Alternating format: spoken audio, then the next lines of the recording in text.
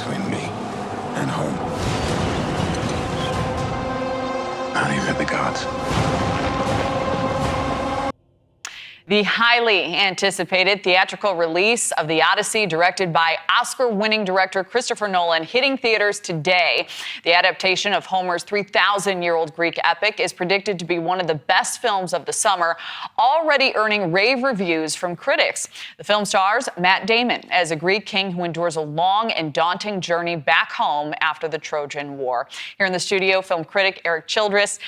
Eric, I'm so interested in your take because you're speaking against some of the film critics on this one. You've got a very hot take on this movie. Yes, and it should be said that I am a huge Christopher Nolan fan. I think he's one of the best filmmakers working today. Memento, The Prestige, and Inception, all my top movies of that year. And yet, I came out of this one thinking that is my least favorite Christopher Nolan film to date. Wow. Surprised even me. And why so? What was it about? I know we were talking a little bit in the break about the storytelling here.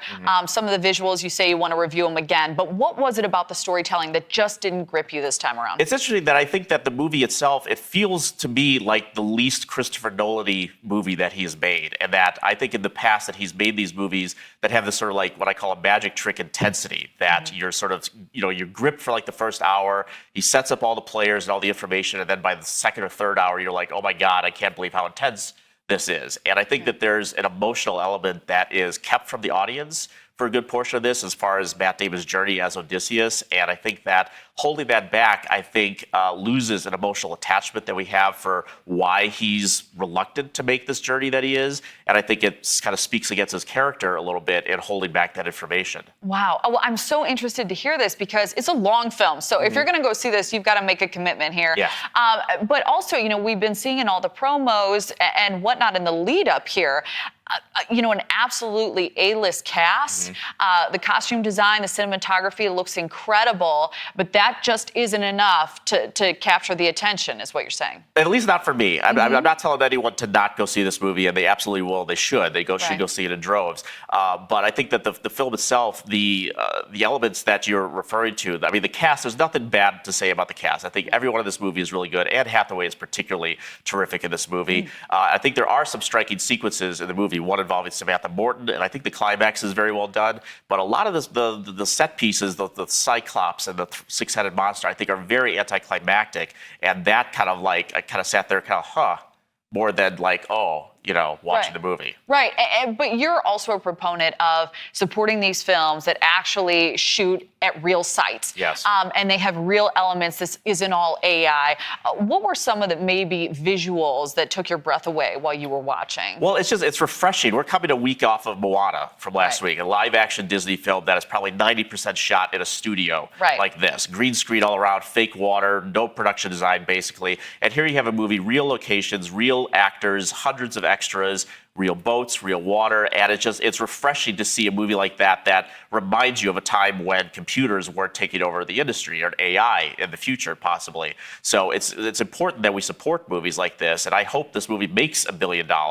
So, because Christopher Nolan is one of the few directors that's out there, the modern era, that his name alone makes it an event. Whatever project he's doing, he is the event, the way that James Cameron, or in many cases Steven Spielberg, that the general audiences will flock to a movie just because he is behind it, and we should support that. So let's set realistic expectations here. For anyone who wants to see this or who's planning on seeing this, what would you say? How would you advise Nolan if you were to? I know. Well, if you had the opportunity to say, I think these are the things where it's lacking, and I think it sounds like a little bit is the tightening up of the pre-story here, getting to the climax a little bit quicker. I wouldn't even say it's so much that. It's just, when I look at the movie and I consider how much I love Christopher Nolan's work and have studied it and watched it over and over the years, I think that there are elements in this movie. Those almost feels like a project that he wants to show us where his inspiration came from. I mean, The Odyssey is sort of a basis for so much modern storytelling over the years. And I kind of jokingly refer to this as sort of like the John Carter of Christopher Nolan movies, not connecting that to the quality of that movie or its box office failure in any way, but that these movies and stories have inspired so many people. And watching The Odyssey, I could recognize sequences go like, well, he did that in this movie, he did that in this movie. Even the opening crawl, which says a time of apparent magic, could have easily been the first crawl of the words for The Prestige, which I think is a much more interesting movie that talks about our relationship between religion and science and gods and man. So I think that he's done elements of the story much better before without having to tackling one of the great poems of our lifetime. Right. Well, there's been so much praise up to this point. It's really interesting to get a more critical view. How would you advise anyone going to sit down and watch this? Because, again, it is a long film. What would you tell them to keep in mind, and what sort of kept your interest through the end? I would say, I think that go see this at the biggest screen possible. Go see this. The Music Box here in Chicago is played at a 70 millimeter. Go see it there. They know how to present a movie, and with that crowd, it should go over like gangbusters. Go for the experience. Go there for the audience. Like I said, I am very much in the minority on this. If I was on a boat with a lot of film critics, the gods would have picked up all the other critics, and I would have been left to float to the Isle of Calypso by myself, basically. So I think that people should go out and form their own opinions and enjoy it. I'm going to go see it again myself. So this is not a final word for me. It's just my first impression, and we got kind of a little bit of a subpar presentation that they're screening the other night. So I want to go see it in a better presentation myself. That's what I would tell audiences to do. All right, the venue matters. Eric Childress, we always appreciate your perspective. Fascinating. Not what I expected on this one. Me neither. All right. Keeping it interesting. Taylor Farms, a major supplier in the U.S., sells lettuce and bagged salad kits at locations like McDonald's, Chipotle, Trader Joe's, and Whole Foods. FDA officials are still encouraging the public to avoid eating products from that supplier. Updated cases provided by the CDC are also skyrocketing. More than 4,000 confirmed cases now across the U.S., with nearly 7,500 cases still under investigation. The majority of those cases now coming out of Michigan. And the rising cases follow 3 lawsuits from Ohio residents suing Taco Bell and Taylor Farms, who say they became sick after eating the shredded lettuce from the supplier at the restaurant chain. Those suits, filed by food safety attorney Bill Marler, say the Midwest has become the center of the outbreak and that thousands of people affected deserve answers. Bill is with us this morning. He is representing those Ohio residents in that Taco Bell lawsuit.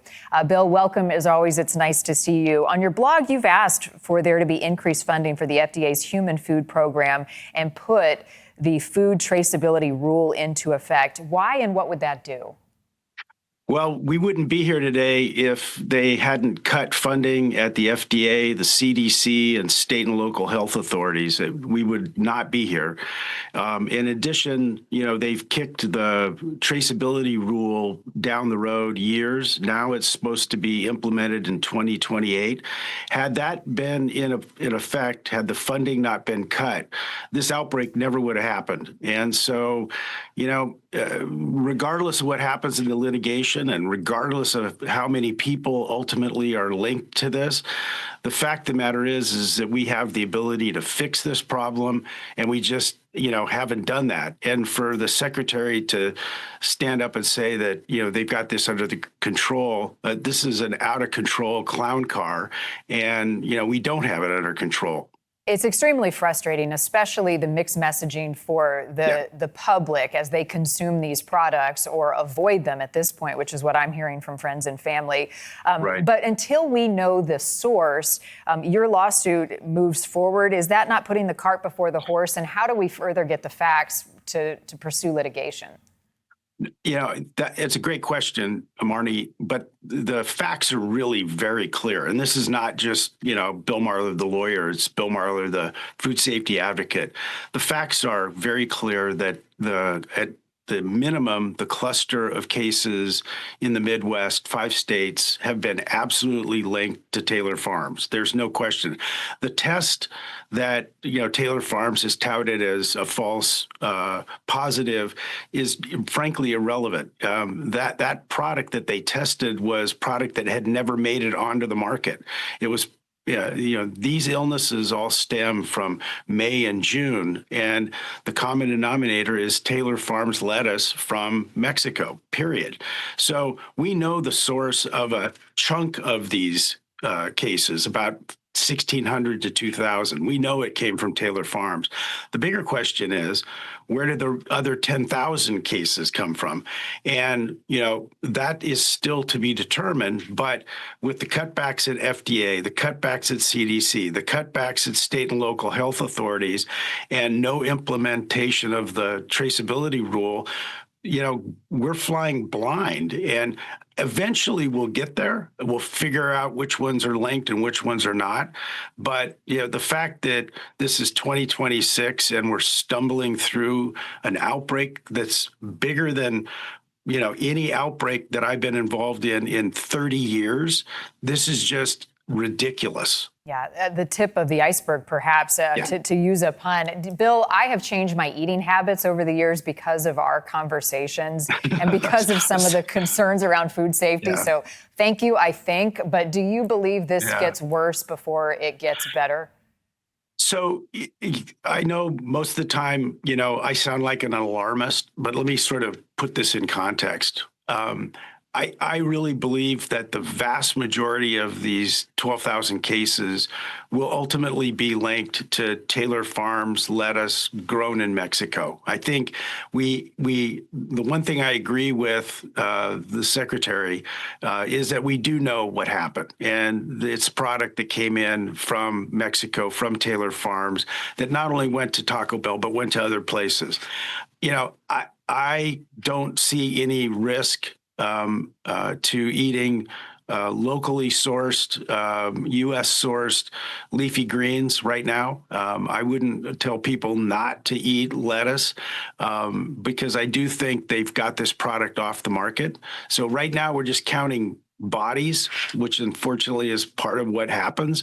And I think it's okay to be eating leafy greens. I am still, and I'll tell you, and this, I'm still not a fan of pre-cut, triple wash, chopped bag salad. I think that's that's what's kept me busy for the last 20 years, Marni, and it's not, that it shouldn't be that way. Yeah, heed that warning. Bill, always appreciate talking to you. Come back on as this case moves forward. Okay. All right. All right. Thanks. Bye-bye. Take care. Today on Chicago This Week, for months now, the war in Iran has affected the nation. From rising gas costs, inflated grocery prices, and veteran opposition, many have felt the impact. Here in Chicago, we talk to policy experts. You can't just keep bombing people forever. Veterans. As those service members are deciding they don't want to fight these wars anymore. And Iranians themselves. Friends, family are still in Iran, okay? Their lives matters to me. All this and more, right now. On Chicago This Week, this is the time of year we are seeing those terrifying teen takeovers. Find out what the city's doing about it. Because this generation has access to tools like social media. At the click of a button, they can say something to the world, positive or negative. So many mothers are dying in childbirth that experts are alarmed. Hear about a plan to fix it. And have you ever wondered how those beautiful flowers get planted along Michigan Avenue? Well, we have the answers. Stick around. That is why you come. That's why you do it. Still to come, everything you need to know about Chicago's free museum days. People can take advantage of the world-class activities that we have here in Chicago. The Art Expo. We love Chicago, Chicago loves us. And where to find live comedy in the city. All that and more coming up next. We make some noise for that. Still ahead, music, culture, and a little road trip up north. International Jazz Day. 1, 2, 1, 2, 3. And the best of Milwaukee are coming up next. Stay with us. It's like a hug from a friend you haven't seen in a while. Dear Senator, I'm writing to the whole Senate Judiciary Committee. This is a letter I wrote to Representative Jasmine Crockett. Gerald Nadler at the Rayburn House Office Building. Dear Steve Cohen, Democratic Representative of Tennessee. Donald Trump is a convicted criminal in the White House. How is that still true? We watch in horror bad people getting away with doing bad things to the detriment of our country and its citizens. It is ridiculous, never mind unnecessary, for someone in 2026 to die because they can't afford health care. Liberty and justice for all, regardless of sex, gender, race, disability, sexual orientation, immigration status, or wealth. Even though Avondale Bowl may not strike you as a place for protest, It recently partnered with a brand new campaign to make Chicagoans' voices heard. I know a lot of people have a lot of concerns about what's happening in the government right now and around the world, and it affects people differently. So I wanted to give people a chance to kind of tell why it's really important to them. Chicago Postcard Protest encourages people to write to their representatives to demand change for a variety of issues, getting Chicagoans involved politically in a safe, impactful, and inclusive way.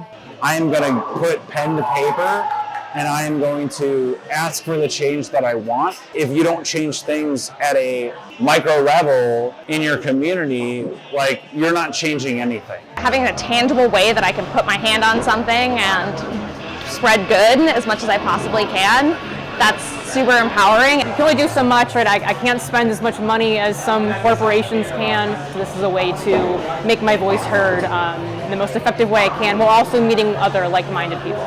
And not only is community being built, Chicago Postcard Protest says they're hopeful that change will come. So many people are making connections and getting to know each other and meeting each other.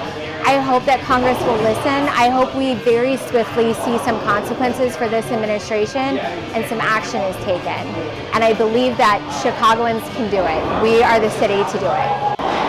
The CTA is one of the nation's largest public transport systems, providing essential bus and train service to Chicagoans. Yet, women are often disproportionately the victims of violence and harassment when using it. But one woman is aiming to change that. This is something that I've endured my whole life, being a Chicago girly that rides the CTA since I was in 5th grade. Delilah Martinez launched the Protect Women, Period campaign, hoping to raise awareness about women and girls feeling unsafe or harassed while riding public transit. Whether they get their phone stolen, somebody's following them, someone's being creepy. She immediately got to work, collaborating with local artists and other activists to help spread the word.